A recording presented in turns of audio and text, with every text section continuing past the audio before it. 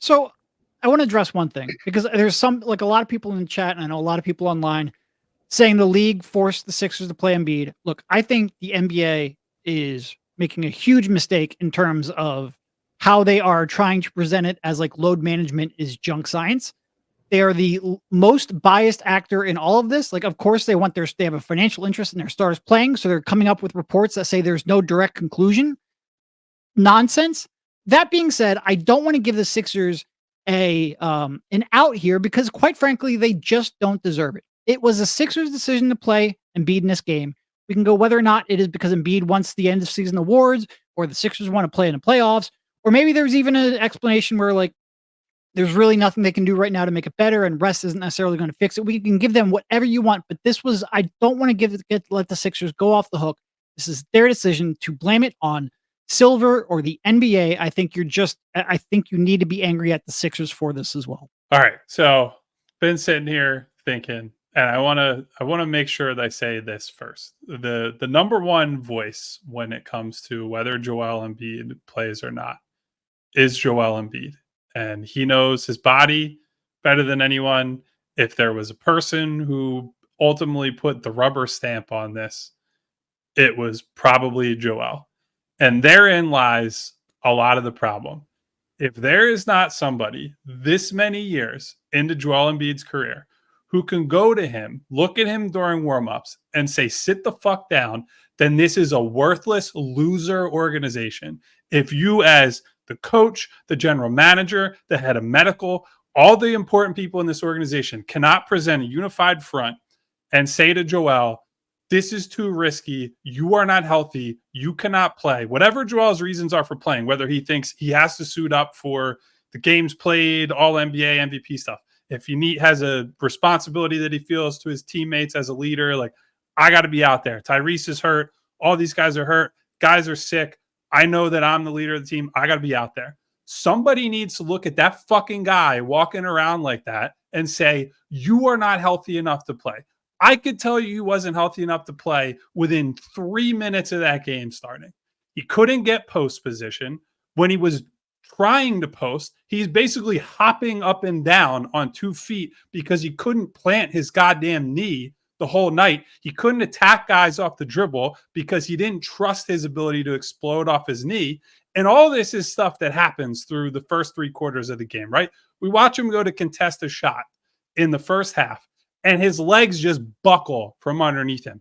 That should have been red flag number one. Like, even if you saw pregame, like, okay, we think he's good to go, that should have been a giant alarm for everybody on that bench. And somebody should have gotten in Joel's ear and been like, look, man, that it's not worth it. It's one regular season game. And somebody's got to be able to go to him. Maybe it's a teammate. I don't know who the message has to come from at some point. But to put him back in that game after everything we had seen through 3 quarters, certainly I'm not sitting here saying you have to be omnipotent and predict that Jonathan Kuminga is going to fall on Joel Embiid's knee. But his worst in-game injuries have always come when he has a knock, has some sort of lower body issue. He's favoring a leg or an ankle, a knee, whatever it is. And then he suffers an even fucking worse injury because they won't protect him from himself. That is your job. That is your responsibility as the people running this organization. So there's a whole lot of people who should hang their heads in shame that guy just went out there, clearly could not give it his all, and nobody has the fucking stones to go up to Joel and say, park your ass on the bench because I'm not allowing you to hurt yourself even further. It's embarrassing.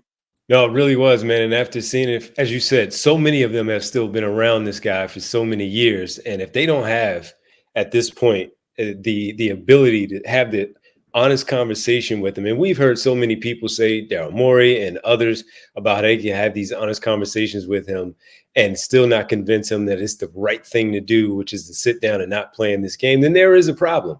Because if they're also going to put out any kind of reports of him not worrying about these in-season awards or any of that stuff, making the All-Star team and certainly the MVP award, and only worried about the playoffs, then what is he out there for tonight?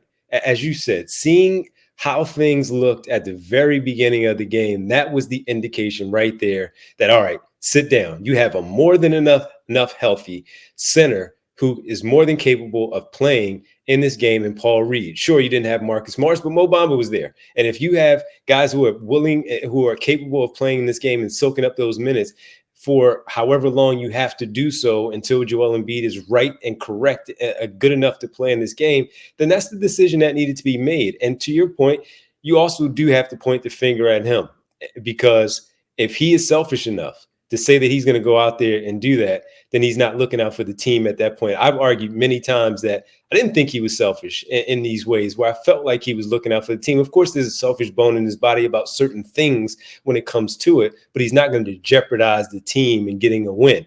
And tonight, if he, as you said, number one, he's the one that can tell him that his body is right and good enough to go out there and play. He has to be the one to stand down and, again, continue to tell them, I am not going to go out there and hurt our team tonight because I can't give it my all. I'm not going to be right. Maxey is not there. Sure, he's feel like maybe the team roster is not good enough to win without both of them on the floor. But you know what they can do is win with him playing that way, and then to have the icing on the cake later on, a potential injury that may even keep him out a little bit longer to add on top of the one injury already. We all silly like the mayor.